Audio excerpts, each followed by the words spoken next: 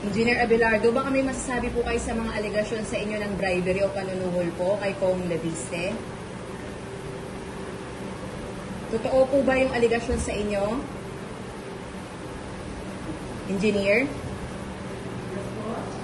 Totoo po ba yung alegasyon po sa inyo na nanuhol po kayo kay Congressman Leviste?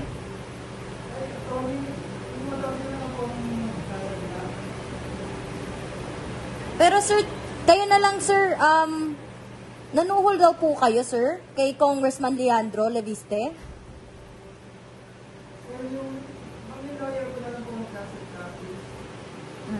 Pero dinideny mo ba sir? Itinatanggi niyo po ba sir? O totoo po yun? Kaya yung lawyer na po yung magsasalita.